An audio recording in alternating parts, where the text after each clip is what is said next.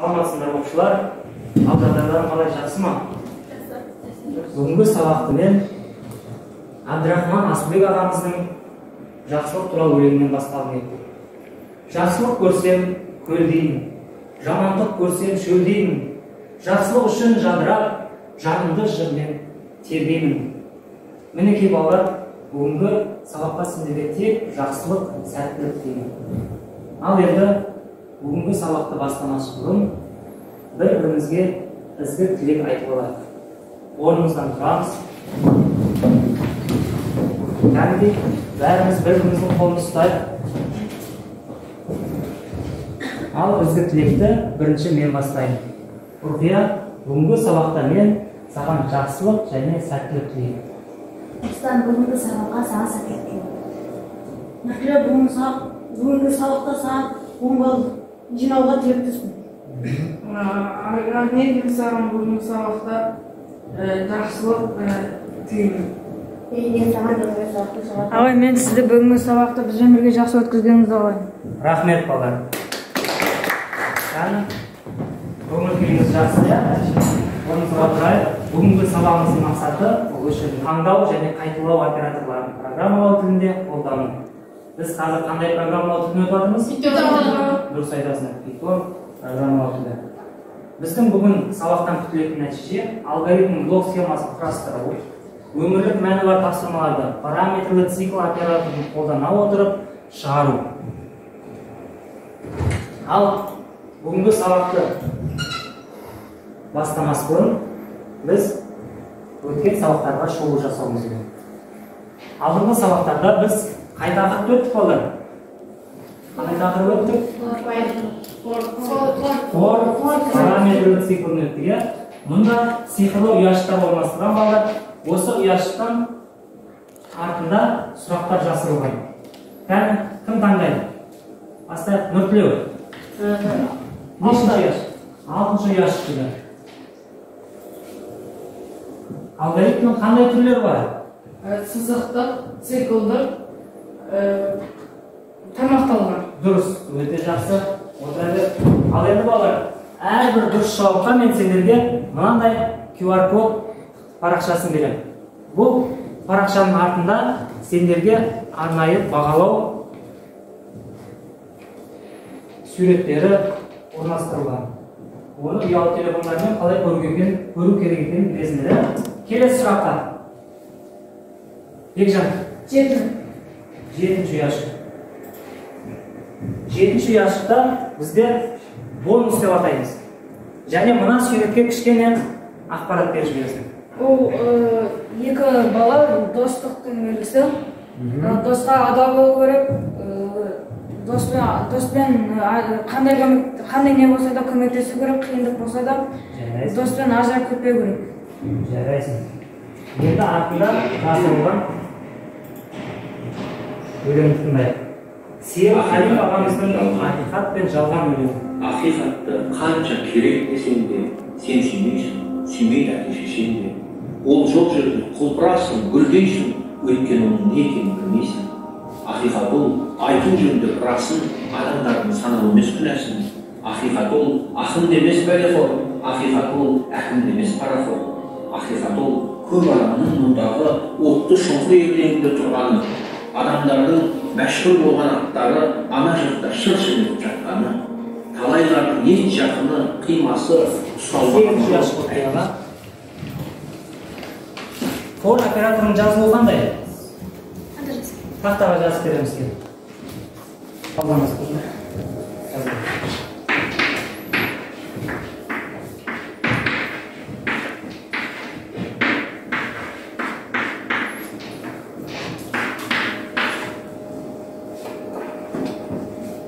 Қалып кетті демесін.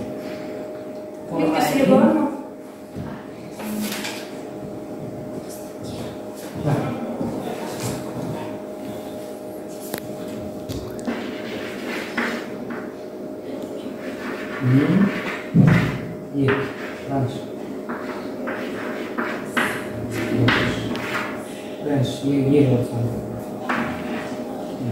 Бір QR код бізде 3 балға тең.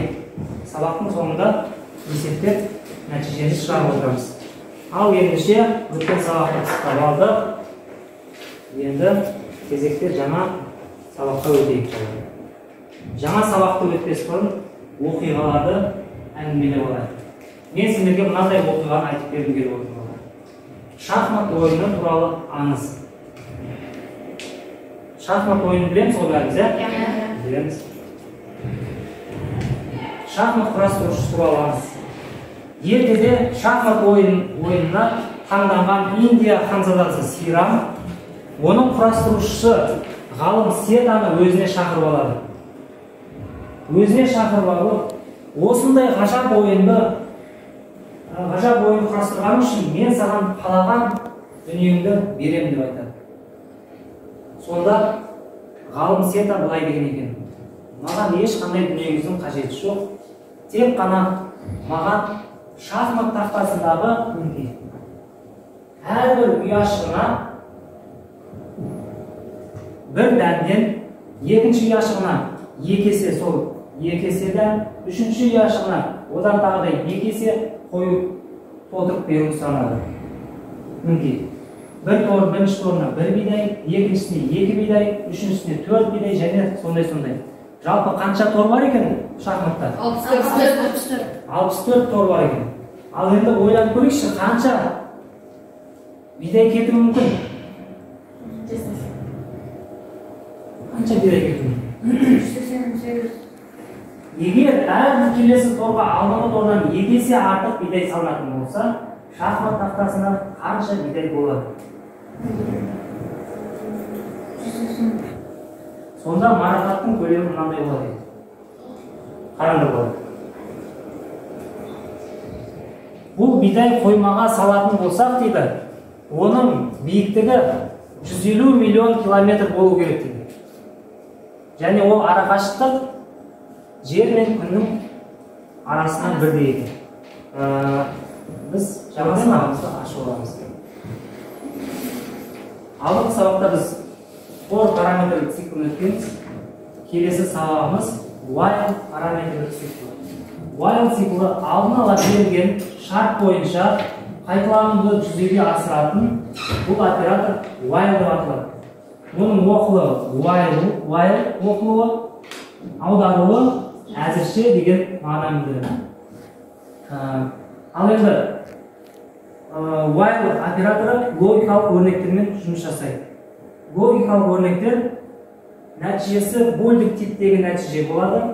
Шарт циклі логикалық өрнектегі true, ақиқат немесе false, жалған деген мағынаға мәнге ие болады. Сабағымыз түсінікті болу үшін мына мысалды қарастырайық.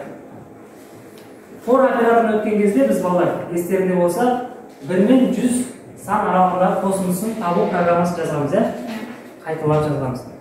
Ал енді тура сол программаны, сол есепті біз while операторы арқылы шығарып көрейік. Ең алдымен мынау блок схемаға көңіл аударайық. Бізге шарт қойылады. Шарт міндетті түрде екі жауапқа тең болады. Біреуі иә және жалған.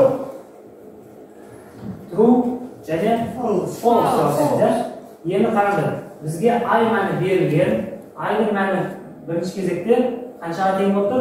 0-ге тең болып тұр. Ал шартта не деп тұр бізде? 100-ден кіші. 100-ден кіші деп тұр. Яғни шарт дұрыс па, жалған ба? Дұрыс.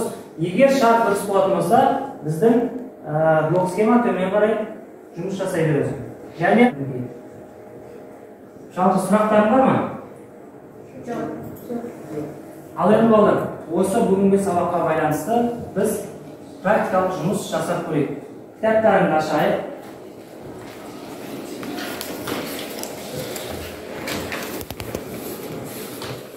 Кітаптарындағы мына мысалды практикалық жұмысты компьютерде орындаймыз. Алдымен компьютерге отырмас бұрын барлығымыз қауіпсіздік ережесін есімізге түсіріп алуымыз керек. Қауіпсіздік ережесін білеміз ба?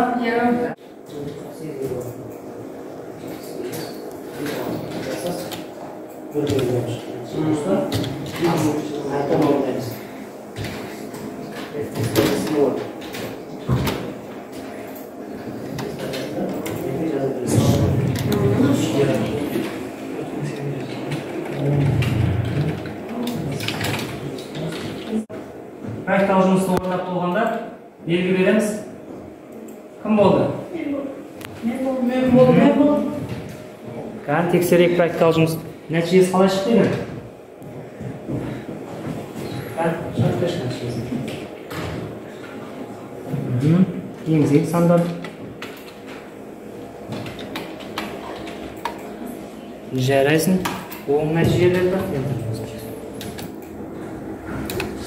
Дұрыс. Мына қатар қандай екен? Берек, болмасын екен? Кән көрсетші маған жары. Секірде қосында болдым. Сандар нәтижеміз.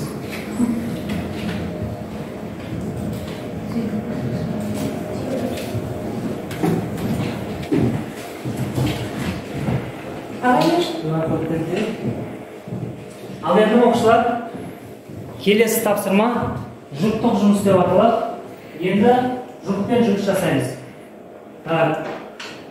Нұрсұлтан, Ахмет екеуің, Нұртілеу Меде екеуің, Ерсұлтан, Қорқия екеуің, Ахмет пен Ағмажан және Бекжан және екеуің жұп болып жұмыс жасаймыз. Мынандай тапсырма болады.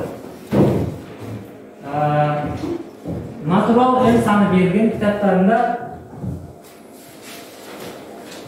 90 беттегі бірінші тапсырма. Сол санның цифрларының көбейтілісін табатын программа кодын жазыңдар. Осы программа кодын тауып жазу керек. Сендерге мынандай сыныптың ішінен QR кодтарын ілінген. Жұптың біреуі QR код арқылы телефон арқылы QR кодты сканерлер есептің шығару жолдары жазылған. Сол жолдарды сканерлер әкеліп, өзінің жұбын айтады, жұбы программа фразасын жазады. Түсінікті ма? Келісіп аламыз. Кім сканерлеп келеді, жұптың екіншісі программа кодын компьютерге орындайды. Келісіп қой? Дайынбыз ба? Ал кет. Бөлменің әр жеріне ілінген.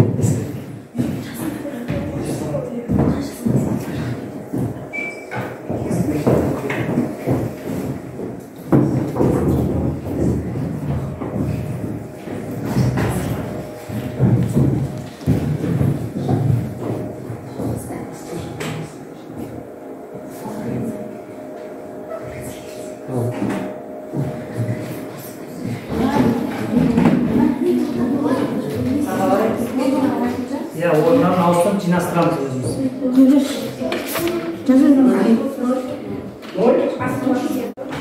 Ал оқушылар жұпты ғой, тапсырманы бітірдік па? Кән, кім орындап қойсыз? Жарайсыңдар. Молодец. Тамаша, өте жақсы. Кән, оқиясыңдар кіші. Нәтижесі ма?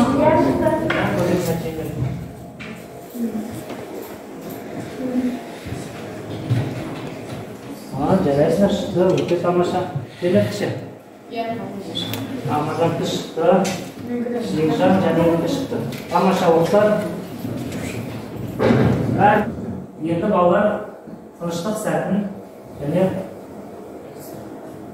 жағын әуен тыңдай отырып, нұрға бөленеміз. Келді, бәріміз орнымызға отырайық. Омыртқаларыңызды тік ұстап, көздеріңізді жұмып, терең тыныс алыңыз. Әрбір тыныс алған сайын неғұрлым көбірек босаңыз, сабырлы болуға тырысыңыз. Қазір біз орманда серуенге шығамыз. Өзіңізді сұлу бесігіне қарай беттеп, есікті ашқаныңызда, дәлізбен өтіп далаға шыққаныңызды елестетіңіз. Таза ауаны жұтып, шашыңызды желбіреткен желді және сәл-пәл қыздырған күн сәулесін сезініңіз. Орманға қарай жүре бастаңыз. Келе жатқанда ой болыңыз. Жәндіктер басып кетпеңіз. Бір минут тоқтап айналаға көз салыңыз. Қандай керемет сезім, бір жанымыз жай тауып, барлық нәрсені ұмытып, көңіліміз көтеріліп қойды. Ал енді сабағымыз аяқталып келе жатыр балалар. Бүгінгі өтілген тақырып бойынша жаңағыдай сиқырлы ұяшықтардың сұрақтарына жауап берейік. Алтын, бүгінгі сабаққа Бекжан нешінші жас? 7 жаш. 7 жас. Шарт циклінің бірінші ерекшелігін айтып берші. Ерекшелігі Өте ойын келесі яшықты қандай? Ақмаржан? 6 дейді. While сөзінің аудармасы? әдісі. Жарайсың, әзірше деген мағынаны береді. Келесі, кім шығады? Құпия. 4-ші яшық құпияға. Скандер.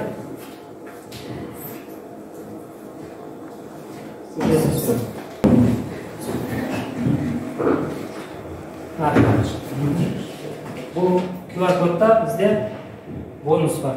Олай болса, сабағымыз аяқталып келе жатыр. Келесі. Біз енді бүгінгі сабаққа кері байланыс жасаймыз. Қазір бәріміз ұялы телефонымызды аламыз. Және егер де біздің сабағымыз сендерге ұнаса, тамаша деген кішкене түсінбеушіліктер болса жақсы, қиыншылықтар туындаса нашар деген сияқты теңеулер жасаймыз.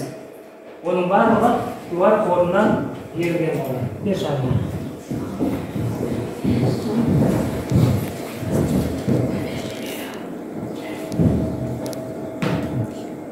Дұрыс теңеу жасадық. Рахмет. QR кодта жазылған. Енді балалар үйге тапсырмаламыз. Кітаптарында 90-шы беттегі үй тапсырмасы берілген. Натурал саны берілген. Сол санды неше тақ цифр бар. Бұл схема құрып, программа кодын жазып келеміз деп. Түсінікті ма? Бүгінгі сабаққа рахмет сендерге. Барлықтарың белсенді қатыстыңдар.